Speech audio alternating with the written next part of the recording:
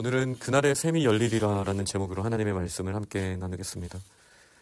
어제 본문에 이어서 스가랴서는 선포합니다. 그날의 죄와 더러움을 씻는 샘이 다윗의 족속과 예루살렘 주민을 위하여 열리리라. 그 성에서 그를 찌른 바 사람들이 각각 애통하리라. 어제 본문에 기록이 되었었죠. 분명한 예수 그리스도의 대속의 날, 예수 그리스도의 찔리심에 대한 예언의 말씀임이 분명합니다. 그날의 죄와 더러움을 씻는 샘이 다윗의 족속과 예루살렘 주민을 위하여 열리리라 선포하셨습니다. 이 정결케 하는 물에 대한 주제는 민수기 19장, 에스겔 36장에 잘 나와 있습니다. 민수기 19장 13절에 사람의 시체를 만진 자는 여호와의 성막을 더럽힌 것이다. 그가 이스라엘에서 끊어질 것은 정결하게 하는 물을 그에게 뿌리지 아니하므로 깨끗하게 되지 못하고 그 부정함이 그대로 있음이라. 다시 말해 정결하게 하는 샘만이 이스라엘에서 끊어지지 않을 수 있는 부정한 자들에게 유일한 소망이라는 것을 우리는 민수기 19장에서 봤습니다. 그리고 에스겔 36장은 사실 너무 유명한 본문인데요. 하나님께서 여러 나라 가운데 너희를 인도하여 내고 여러 민족 가운데서 모아 데리고 고국 땅에 돌아가서 맑은 물을 너희에게 뿌려서 너희로 정결하게 하되 곧 너희 모든 더러운 것에서와 모든 우상 숭배에서 너희를 정결하게 할 것이며 또 새 영을 너희 속에 두고 새 마음을 너희에게 주되 너희 육신에서 굳은 마음을 제거하고 부드러운 마음을 줄 것이며 내 영을 너희 속에 두어 너희로 내 율례를 행하게 하리니 너희가 내 규례를 지켜 행할지라. 이 정결하게 하는 샘, 정결하게 하는 물을 뿌려주신다라는 말씀은 우리를 더러운 우상에서 제거하여 주시고 구분하여 주셔서 하나님께 나아갈 수 있도록 새 마음을 주시고 또 율법을 지켜 행하게 하신다라는 말씀으로 에스겔 선지자의 예언과도 연결된다 할 수 있습니다. 결국 2절 말씀을 보니까 그날에 내가 우상의 이름을 이 땅에서 끊어서 기억도 되지 못하게 할 것이라. 거짓 선지자와 더러운 귀신을 이 땅에서 떠나게 할 것이라. 모든 부정한 것, 하나님을 떠나게 했던 우리의 마음을 유혹하였던 이 모든 세상의 헛된 것을 끊어버리시고 이제 정결케 하는 물로 우리는 깨끗하게 주님 앞에 나아가겠다 말씀을 주셨습니다. 3절에 보면 사람이 아직도 예언할 것 같으면 그 낳은 부모가 이르기를 네가 여호와 이름을 빙자하여 거짓말을 하니 살지 못하리라. 낳은 부모가 그가 예언할 때 칼로 그를 찌르리라. 그날의 선지자들이 예언할 때 그 환상을 갖기 부끄러워할 것이다. 사람을 속이려 털옷도 입지 아니할 것이다. 말하기를 나는 선지자가 아니라 나는 농부다. 내가 어려서부터 사람의 종이 되었노라 할 것이다. 이렇게 이야기를 하면서 더 이상 예언이 없고 그리고 거짓이 없을 것이다 라고 선언하셨습니다. 여기서 말하는 예언이 없다라는 말은 두 가지 의미로 저희가 해석할 수 있겠습니다. 하나는 예수 그리스도께서 그 예언을 성취하신 날에 더 이상 새로운 예언이 필요 없다라는 거예요. 그러니까 이제 저는 늘 말씀드리기를 구약에서는 선지자, 예언자라고 말하지만 신약에서는 보내심을 받은 자 혹은 증인이라는 표현이 맥락상 훨씬 합당하다라는 말씀을 드렸습니다. 예수 그리스도를 향했던 구약의 예언이 예수 그리스도를 통해 이루어졌을 때 새 예언은 필요 없습니다. 그 완전하신 예수 그리스도를 더 드러내기 위한 표현으로 신약의 예언과 이제 증언이라는 표현을 같이 쓰죠. 결국 이 모든 것은 예수 그리스도를 더 드러내기 위함이지 이제 새롭게 다른 메시아가 온다라거나 다른 방식으로 하나님이 역사하신다라는 계시의 예수 그리스도 안에서의 완전성을 부정하는 그 어떤 예언도 있을 수 없습니다. 예수 그리스도 안에서 하나님의 말씀은 완전히 드러난 것이죠. 그러니 더 이상의 예언은 필요 없다라는 의미로도 볼 수 있습니다.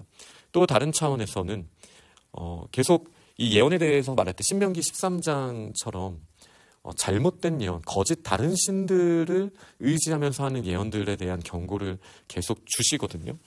신명기 13장 5절 그런 선지자가 다른 신들을 의지하는 선지자는 꿈꾸는 자를 죽이라.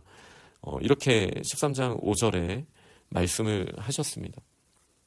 이 맥락에서 더러운 것들을 끊어버리셨는데 사람이 아직도 예언할 것 같으면 그 더러운 것을 의지하는 예언할 것 같으면 그 낳은 부모가 그가 예언할 때 칼로 그를 찌르리라. 이 말씀은 신명기 13장의 어떤 의미에서의 성취라고도 할 수 있겠습니다. 부모가 어찌 자녀를 찌를 수 있겠습니까? 그러나 다른 신을 이제 의지하면서 예언할 때에는 그 날에는 그런 말도 안 되는 일이 일어날 수 없기에 부모가 그를 찌를 것이다 라고 말씀을 하십니다.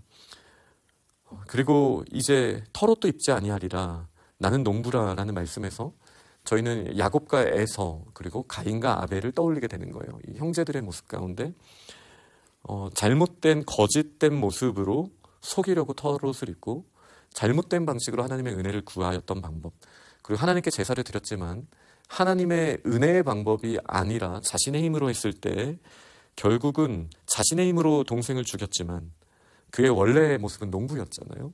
이 두 형제들의 이야기를 떠올리게 하는 모습에서 이제 그런 각기 선지자의 모습이라고 자신의 힘을 의지하면서 나아갔던 모습을 이제는 부끄러워하는 모습으로 보여지며 더 이상 명확하지 않은 예언, 예수 그리스도에 대한 정확한 말씀 외에 다른 모호하게 애매하게 풀어내는 것들에 대한 부끄러움이 있고 또 사람의 힘으로 자신의 방법대로 속이는 일은 이제는 끊어지게 될 것이다 라는 말씀을 주시죠. 이제 6절 말씀에 두 팔 사이에 있는 상처는 어찌 됨이냐 하면 대답하기를 이는 나의 친구의 집에서 받은 상처라 하리라. 이 본문의 맥락에서 거짓된 예언을 끊어질 것이다 라고 했잖아요. 죽은 자들을 위하여 몸에 상처를 내지 말라라고 신명기의 말씀에 있습니다. 그들이 죽은 자를 위하여 몸에 상처를 내면 그 옛날의 전통 가운데 그들에게 이제 예언하는 힘이나 놀라운 영적인 능력이 나타난다라는 생각을 했었죠. 이게 이제 문신의 금기에 대해서 말할 때도 사실 이 본문으로 말하는 경우들이 있습니다. 몸에 상처 내지 말라라는 주제가 있죠. 이 모든 것도 사실 목적이 무엇이죠? 하나님을 제대로 의지하여서 예언하기 위함이 아니라 세상의 더러운 영을 의지하면서 자신의 유익을 구하기 위한 모습이죠. 더 이상 그런 일이 없을 것이다. 상처가 났는데 이건 내가 사랑하는 사람의 집에서 났다라고 말할 정도로 그냥 헛된 욕망을 가지고 하는 예언은 이제는 끊어지게 될 것이다 라는 말씀을 합니다. 언제가 그날이죠? 예수 그리스도께서 십자가를 지신 날이에요. 더 이상 그 어떠한 세상의 욕심을 가지고 자신의 힘으로 무언가를 이루려고 하는 것이 아니라 하나님께서 다 이루시는 그 은혜의 날에 이 모든 더러운 것들이 우상의 이름이 끊어지게 될 것이다 라고 말씀을 하셨습니다. 왜요? 어떻게 이런 일들이 가능하죠? 7절에 보니까 만군의 여호와가 말하노라 칼아 깨어서 내 목자 내 짝된 자를 내 사랑하는 자를 치라. 이 목자가 누구인가요? 예수 그리스도입니다. 여호와 하나님께서 말씀하시죠. 칼아 내 목자를 치라. 내 아들을 치라. 내 사랑하는 자를 치라.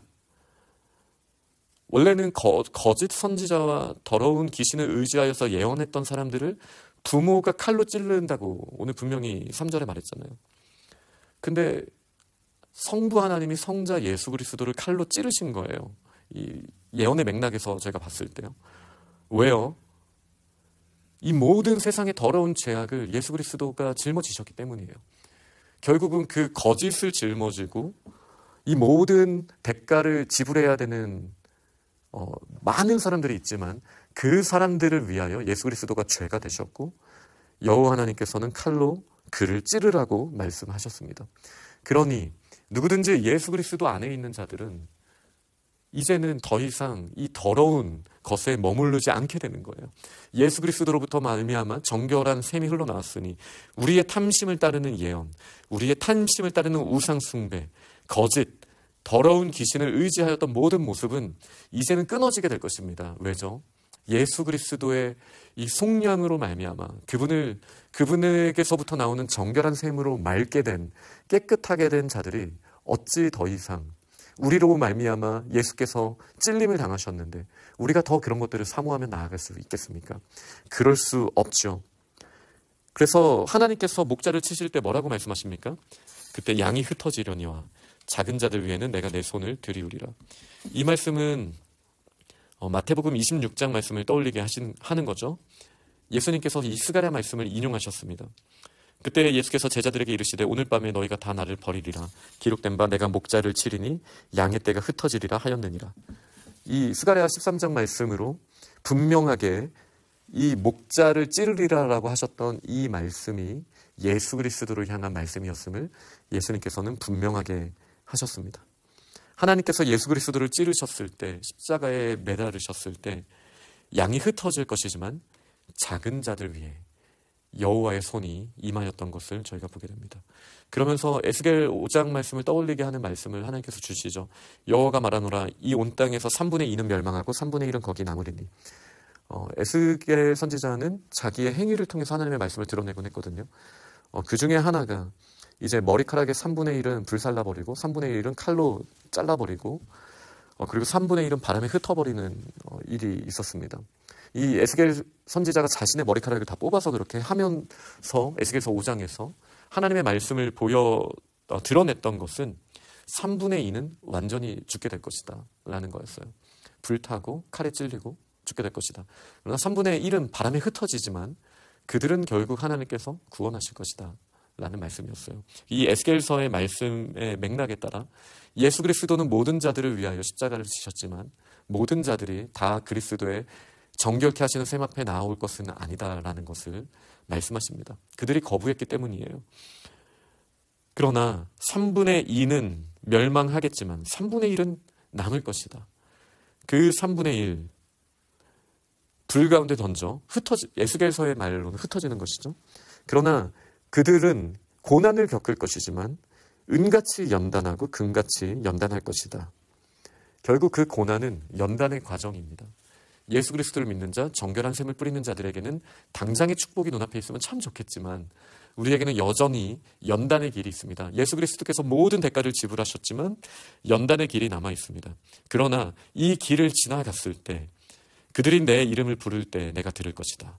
나는 말하기를 이는 내 백성이라 할 것이다. 스가랴서에서 핵심은 가장 중앙에 있는 말씀은 내가 너희와 거하리라. 너는 나의 백성이 되리라. 나는 너의 하나님이 되리라 라는 약속의 말씀이 중심에 있지 않았습니까? 저희가 읽지 않았습니까? 그렇게 하기까지 예수 그리스도의 찔리심이 있고 또 그 찔리심을 의지하고 맑은 물을 뿌림받은 저희들에게는 연단과 함께 하나님의 사람으로서 완전히 견고하게 세워지는 역사가 일어날 것이다. 하나님께서 이렇게 약속해 주신 말씀 믿으십니까?